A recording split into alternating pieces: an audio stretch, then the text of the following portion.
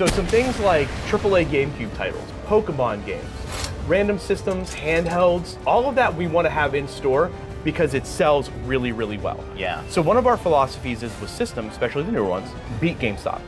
Make sure you are defeating them in their trade, make sure you are defeating them in their buy cost, make sure you're defeating them for their pro, because for $15 or whatever it is, $20, nowadays, you can become a pro member and you can get a pretty nice chunk more for trade-in or for buying. So our goal is to buy for more than they do. Yeah. That's step one. If they can come to you and sell like an OLED Switch for $140 or get 175 credit, well, GameStop is buying OLED Switches for $88. Wow. Now we're buying it for $12 more. Might not sound like a lot, but it is, especially when you're getting that much more credit as well. That is philosophy number one. Yeah. Beat your competitors like GameStop. You don't want to browbeat your opponents that are in the same business as you, but you want to beat the juggernaut.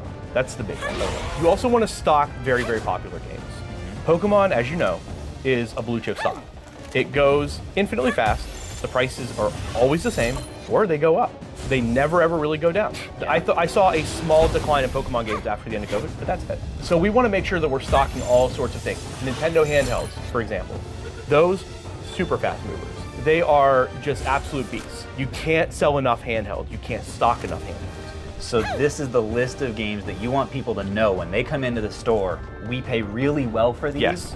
And you're willing to do that and take a tighter margin, Exactly. just to have the stuff in store. Exactly. I mean, I don't know anyone that's going to be buying a Sony PlayStation 2 for $65 or giving 80% trade credit on it. Yeah. I don't know anybody that does that. We price them really aggressively as well.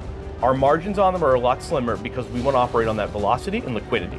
We want to make sure that that $60 that we spend, that PlayStation 2 sells immediately. Now that $60 is freed up again, and there's profit margin that we can sink into other things. So for someone who would say, wait a second, why would you sell a PS2 for $80 when you could just wait a little bit longer and probably sell it for $100?